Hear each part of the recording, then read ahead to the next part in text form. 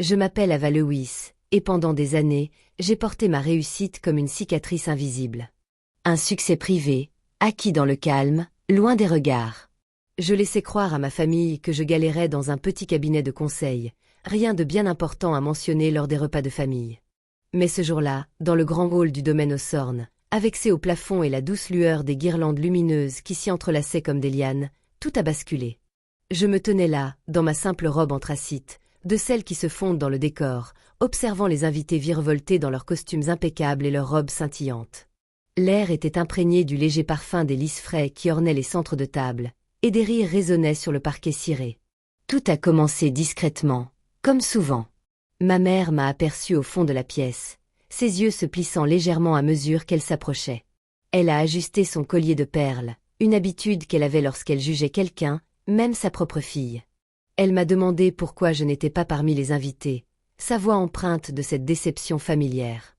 Je lui ai dit que j'étais bien où j'étais, mais elle a insisté, se demandant à voix haute si j'avais quelque chose de nouveau à raconter. Son regard s'est de nouveau posé sur ma robe, et elle a soupiré, en disant quelque chose comme quoi chacun gravit les échelons différemment. Je me souviens de la fraîcheur du pied de ma flûte de champagne dans ma main, les bulles remontant lentement tandis que je prenais une gorgée. Si vous vous êtes déjà senti au milieu d'une foule, exclu de la conversation, vous connaissez peut-être cette douce frustration. Elle a continué à parler de mon frère Isaac, de sa récente promotion chez Vanguard Solutions, l'entreprise où il gravissait les échelons régulièrement. Le plus jeune directeur de leur histoire, a-t-elle dit, la voix gonflée de fierté. Et maintenant, il épouse la fille du président du conseil d'administration. La preuve que le travail paie. J'ai hoché la tête, laissant ses paroles m'envahir. Ce qu'elle ignorait, c'est que Vanguard était au bord de la faillite depuis des mois, ses comptes étant dans le rouge. Il cherchait à nouer un partenariat avec ma société, Aven Stratégie, le cabinet de conseil que j'avais créé depuis une chambre d'amis dans mon appartement. Mais à ses yeux, à leurs yeux à tous, j'étais toujours celle qui avait choisi la sécurité. Ce petit boulot qui m'occupait, certes, mais sans éclat. C'est alors qu'Isaac apparut, au bras de sa fiancée, Alice. Elle était d'une grâce naturelle dans sa robe blanche, ses diamants scintillant au soleil. Il me donna une tape un peu trop appuyée sur l'épaule, son rire résonnant tandis qu'il me demandait si je me cachais toujours dans les soirées comme au début de la vingtaine.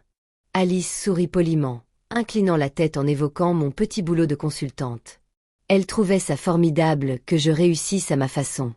Je les observais, me souvenant d'un moment, des années auparavant, où nous étions tous réunis dans la cuisine de nos parents, en banlieue, après ma remise de diplôme. Je lui avais confié mon rêve de créer ma propre entreprise, mais mon père l'avait balayé d'un revers de main, affirmant que le monde était déjà assez dur sans prendre de risques inconsidérés. Entre-temps, il avait usé de son influence pour obtenir le premier stage d'Isaac, lui confiant les clés de la voiture familiale pour le trajet. Ce soir-là, ma grand-mère m'avait glissé son vieux médaillon dans le couloir, murmurant que parfois, les vrais chemins se parcourent seuls. Isaac continuait de parler, sa voix suffisamment forte pour attirer quelques regards des invités alentour. Il plaisantait sur le fait que certains d'entre nous étaient là pour construire de véritables carrières, tandis que d'autres se contentaient des tâches les plus simples. L'indépendance, c'est bien, disait-il, mais ça ne mène pas toujours au sommet. Alice intervint d'un ton léger. Tout le monde ne peut pas briller comme lui. Je sentis la chaîne du médaillon contre ma peau. Fraîche et stable. Le succès n'est pas toujours ce qu'il paraît, dis-je doucement, mais il fit un geste de la main pour balayer la question d'un revers de main. Puis il mentionna la venue du président de Vanguard à la réception, David Whittaker en personne, qui se présentait rarement à ce genre d'événement. Isaac se gonfla d'orgueil, affirmant que c'était un tournant majeur pour son avenir. Je savais pourquoi David était vraiment là. Il insistait pour me rencontrer, moi, le fondateur et directeur de Aven Stratégie, afin de discuter du rachat de Vanguard avant leur chute définitive. J'avais temporisé, observant de loin leur désespoir grandir. Au fil de la soirée, la salle résonna du tintement des verres et des murmures de toast. Je restais à ma place, observant, le poids de ce que j'avais bâti pesant silencieusement sur la façade que j'avais entretenue. Vous connaissez peut-être cette sensation, quand le monde ne voit qu'une image de vous, alors qu'à l'intérieur se cache tout un empire qui ne demande qu'à être reconnu. Ce n'était pas de la colère qui bouillonnait en moi alors. C'était quelque chose de plus calme, comme le calme avant l'orage. La tension monta lentement, telle la vapeur qui s'échappe d'une bouilloire oubliée. Isaac revint sur ses pas avec Alice, le visage rouge de leur première danse. Il se pencha vers moi, son haleine chargée d'une forte odeur de whisky, et me demanda si j'avais entendu parler de sa dernière transaction chez Vanguard. Conclue la semaine dernière, dit-il, le genre de transaction qui vous assure un avenir radieux. Alice acquiesça d'un signe de tête, la main sur son bras, et mentionna la fierté de son père. Je l'ai félicité discrètement, mais Isaac n'avait pas terminé. Il jeta un coup d'œil autour de lui, s'assurant que quelques proches étaient à portée de voix, et évoqua combien nos chemins avaient divergé. « Tu te souviens quand tu disais vouloir te lancer à ton compte ?» demanda-t-il en riant. Apparemment, tout le monde ne réussit pas. Je tenais mon verre fermement, la condensation fraîche contre ma paume. À l'époque, quelques années après la fac, j'avais tout investi dans Aven. Des nuits dans un petit appartement en ville, à griffonner des plans sur des serviettes en papier dans les cafés du coin. Mes parents avaient balayé l'idée d'un revers de main, préférant soutenir Isaac, en finançant ses études supérieures et en puisant même dans les économies familiales que j'avais constituées. Ils appelaient ça investir dans la stabilité. Ma grand-mère, elle, voyait les choses autrement. Elle m'envoyait de petits chèques avec des mots « La foi commence en soi ». Mais pour ma famille, j'étais la pragmatique, le plan B. Ma mère nous avait rejoints alors, sa robe bruissant lorsqu'elle prit mon bras. Elle ramena la conversation sur le grand jour d'Isaac, non sans me murmurer que je devrais sourire davantage. On pourrait croire que quelque chose cloche. Comme si ce qui clochait n'était pas ces années passées à être comparé à lui. Si vous avez déjà ressenti cette lente érosion où chaque réunion de famille érode votre estime de soi, vous comprendrez peut-être pourquoi je suis restée silencieuse. Isaac continuait de parler, sa voix portant. Pauvre sœur, toujours dans cette petite entreprise alors que nous, on réussit ici. Alice rit doucement, un rire semblable à de la glace qui craque sous nos pas. Je m'excusai et me rendis sur la terrasse, l'air frais de la nuit caressant ma peau. Le domaine s'étendait à perte de vue, parsemé de lanternes qui scintillaient comme des étoiles lointaines. À l'intérieur, la musique s'amplifiait, mais dehors, il n'y avait que le bruissement des feuilles et ma respiration régulière. C'est alors que je vis arriver David Whittaker, sa grande silhouette fendant la foule. Je l'avais reconnu grâce à nos conversations téléphoniques. Des traits fins, un regard qui scrutait les pièces en un instant. Isaac se redressa aussitôt, entraînant Alice vers lui, mais le regard de David se posa d'abord sur moi. Il s'approcha d'un pas décidé, la voix empreinte de surprise. « Mademoiselle Lewis, je ne m'attendais pas à vous voir ici. » Isaac se figea, la confusion se lisant sur son visage. Le sourire d'Alice s'effaça.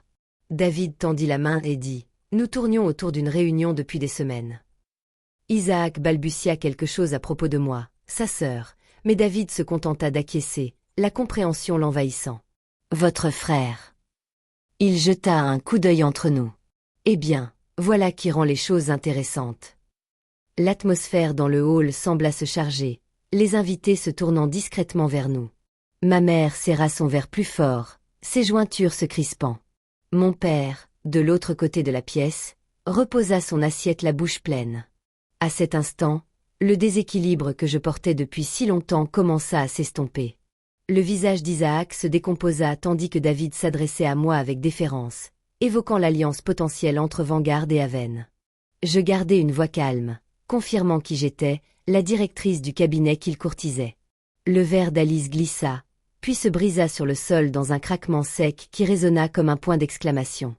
Les éclats se dispersèrent et le silence se fit plus pesant dans la pièce. Isaac me prit à part, sa main fermement agrippée à mon coude, me demandant ce qui se passait. Je retirai doucement sa main, me contentant de dire que parfois, la vérité éclate sans prévenir. Nous nous dirigeâmes vers une pièce attenante au couloir, la porte se refermant derrière nous. L'espace était plus petit, meublé de fauteuils de velours et d'une unique fenêtre donnant sur le jardin plongé dans l'obscurité. Ma famille me fixait, l'air lourd d'accusations non dites. Isaac arpentait la pièce, exigeant de savoir pourquoi j'avais caché cela. Ma mère se tordait les mains, me demandant pourquoi je ne lui avais rien dit plus tôt. Mon père s'éclaircit la gorge, tentant de jouer les médiateurs. Mais derrière leurs paroles se cachait la vraie question. Comment moi, celle qu'ils avaient ignorée, étais-je devenue celle qui détenait les cartes en main? Dans cette pièce sombre, où les sons étouffés de la réception filtraient à travers les murs, le poids de tout cela s'est fait sentir. Je me suis appuyée contre le rebord de la fenêtre, le verre froid contre mon dos, et j'ai laissé le silence s'étirer. Isaac a cessé de faire les 100 pas, son visage exprimant un mélange de choc et d'une émotion plus vive. Peut-être de peur. « Pourquoi n'as-tu rien dit ?» a-t-il demandé à nouveau, d'une voix plus basse maintenant. J'ai caressé le bord de mon médaillon, sentant les motifs gravés sous mon pouce. Parce qu'à chaque fois que j'essayais, à l'époque, vous aviez tous d'autres priorités. J'ai repensé au dîner de famille dans notre ancienne maison de banlieue, la table de la cuisine encombrée de boîtes de plats à emporter. J'évoquais une petite victoire, un client signé, une découverte réalisée tard dans la nuit, et la conversation dérivait sur le dernier entretien d'embauche ou la dernière promotion d'Isaac. Mes parents acquiesçaient poliment, mais leurs yeux ne brillaient que pour lui. Ils disaient que c'était parce qu'il avait besoin de ce coup de pouce, que le monde était plus dur pour lui, d'une manière ou d'une autre. Mais cela me laissait perplexe. Étais-je invisible ou simplement indigne d'être sous les projecteurs? Si vous avez déjà mis tout votre cœur dans quelque chose pour ensuite n'être qu'effleuré, vous connaissez ce vide abyssal que cela laisse. Ma mère s'assit, sa robe s'étalant autour d'elle comme des pétales fanés. Elle admit qu'il s'était peut-être trop concentré sur Isaac, mais que c'était par amour pour la famille. L'amour, murmurai-je. Celui qui emprunte à l'un pour donner à l'autre. Je n'éleva pas la voix. C'était inutile. La vérité transparaissait dans le malaise de mon père, qui se souvenait des fois où ils avaient utilisé l'argent que j'avais mis de côté, mes économies de petits boulots, pour couvrir les erreurs d'Isaac. Une start-up qui avait supprimé des cours qu'ils réussissaient de justesse. Ils appelaient ça aider celui qui en avait le plus besoin. Isaac s'affaissa dans un fauteuil, se massant les tempes. Il marmonna que cela changeait tout, sa situation, son avenir chez Vanguard. Alice rôda près de lui, son assurance se brisant lorsqu'elle réalisa que la fusion évoquée par David pouvait tout bouleverser. Je les observais, la pièce paraissant plus petite, l'atmosphère plus lourde de non-dits. Une partie de moi voulait expliquer la solitude ressentie en construisant Haven seul, les appartements vides de Charlotte, les doutes qui s'insinuaient à l'aube. Mais une autre partie de moi savait que de nouvelles explications ne combleraient pas le fossé. Le mot de ma grand-mère dans le médaillon me revint en mémoire. Ces mots sur le fait de rester ferme même quand personne d'autre ne reconnaît votre valeur. Nous étions assis là, tous les quatre, dans une sorte d'impasse. Mon père tenta une nouvelle fois, suggérant que nous pourrions trouver une solution, régler le problème en famille, mais ses paroles sonnaient creux, faisant écho aux fois où il m'avait dit de viser moins haut, d'être réaliste. Je ressentis alors une pointe de tristesse, non pas de colère, mais de chagrin. Pour toutes ces années passées à chercher une validation qui ne vint jamais. Peut-être reconnaissez-vous ce carrefour où l'on réalise que s'accrocher fait plus mal que de lâcher prise. Je me redressai, lissant ma robe. Les choses vont changer, dis-je calmement, non par dépit, mais parce qu'elles le doivent. La musique de la réception résonnait dehors, un rappel que la vie continuait. Isaac leva les yeux, cherchant dans les miens un regard implorant sa pitié. Alice lui toucha l'épaule en murmurant quelque chose d'inaudible. Ma mère tendit la main, tremblante, mais je reculai doucement. Il ne s'agissait pas de les anéantir, mais de reconquérir l'espace que j'avais envahi. En ouvrant la porte, la chaleur du hall m'envahit, chargée d'odeurs de gâteaux et de champagne. David attendait non loin, le visage impassible. « On pourra discuter des conditions plus tard, » dit-il. J'acquiesçai, ressentant un premier soulagement. De retour dans le hall, l'atmosphère avait changé, les invités chuchotaient, leurs regards se posaient sur nous. Je rejoignis David à une table tranquille, le médaillon pesant sur ma poitrine. Il se pencha vers moi et dit « Vanguard avait besoin de la force de Haven pour survivre, mais ce soir, les choses se sont compliquées. » J'acquiesçai d'une voix calme, tout en exprimant mes réserves, la compétence plutôt que les relations, une véritable restructuration.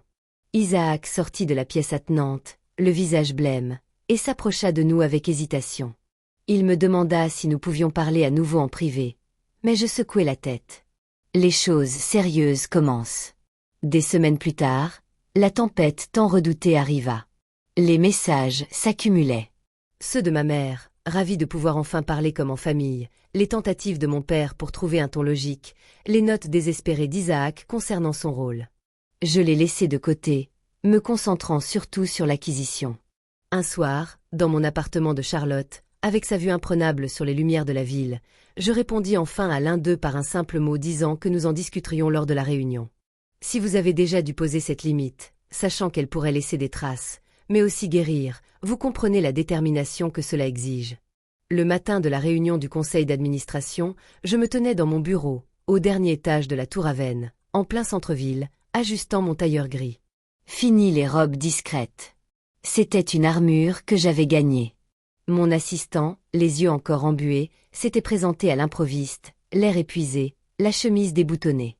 Il implora ma compréhension, admettant qu'il avait eu tort de me congédier. Je l'écoutais, les mains jointes sur mon bureau, tandis qu'il me confiait ses craintes. Un instant, je revis le frère de notre enfance, avant que le favoritisme ne nous sépare. Mais les souvenirs ont afflué, les fonds familiaux détournés, les moqueries lors des réunions. Les excuses ne changent pas grand-chose, ai-je murmuré. Ce qui compte, c'est de le mériter. Mes parents sont arrivés, bousculant la réceptionniste. Ma mère a eu les larmes aux yeux, disant qu'ils avaient fait des erreurs, mais que les liens du sang comptaient. Mon père a négocié, suggérant des compromis. J'ai sorti une vieille photo de mon tiroir, un cliché fané d'un barbecue dans le jardin. J'étais à l'écart, tandis qu'ils se rassemblaient autour d'Isaac. Déjà à cet instant, le schéma était clair. La famille est là pour nous soutenir, ai-je dit, mais vous avez choisi votre camp depuis longtemps. On a frappé à la porte. Le conseil d'administration était prêt. Je les ai invités à suivre la réunion sur les écrans du hall. Dans la salle de conférence aux parois de verre offrant une vue sur la ville, j'ai exposé le plan, l'intégration de Vanguard, la refonte de la direction, la valorisation du mérite. David a approuvé d'un signe de tête. Les membres du conseil ont bougé, certains soulagés, d'autres stupéfaits. À travers la vitre, j'ai vu ma famille. Isaac était affalé, mes parents figés. Le choc a été brutal. Je n'étais plus l'étranger. David s'est approché, louant la vision. Un traitement équitable, dit-il à propos du sort d'Isaac. Ce n'est pas une vengeance, répondis-je en rassemblant mes notes. C'est une reconstruction, n'est-ce pas? Dans le hall, ils attendirent. Isaac demanda si c'était fini. Ça a changé depuis longtemps, dis-je. Tu ne l'as tout simplement pas vu. En sortant de cette réunion, la ville bourdonnait en contrebas, vibrante d'activité. Ma famille s'attardait dans le hall, paraissant diminuer dans l'espace épuré que j'avais créé. Isaac s'enquit de ses options. Je les lui exposai clairement. Un poste de débutant obtenu par le travail ou une indemnité de départ. Pas de raccourci. Ma mère s'avança, la voix douce. Nous avons eu tort. Pouvons-nous réessayer? Je marquai une pause, songeant aux dîners annulés, aux rêves brisés. Recommencer, c'est oublier, dis-je. Et ces leçons m'ont forgé. L'autonomie dans le silence, la détermination dans l'ombre. Je me tournai vers les ascenseurs, m'arrêtant un instant. Les contrats arrivent demain. À vous de choisir. Tandis que les portes se fermaient, leurs silhouettes se brouillèrent, me voyant enfin, mais à mes conditions. Ce soir-là, dans mon bureau, sous un ciel scintillant, j'ai ouvert le médaillon. Le mot de ma grand-mère m'attendait. Crois en toi d'abord. Le reste suivra. J'ai esquissé un sourire. Le chemin derrière moi était désormais plus clair. Non pas celui qu'on oublie, mais celui qui a façonné le changement. Si cela résonne en vous, la douleur d'être sous-estimé, la paix de rester ferme, c'est peut-être parce que ces histoires vivent en chacun de nous, attendant d'être apprivoisées. Merci de m'avoir accompagné sur ce chemin. Chaque histoire nous rappelle que la force se cache souvent derrière le chagrin. Si celle-ci vous a touché, restez avec nous, car chaque histoire révèle une nouvelle vérité du cœur humain.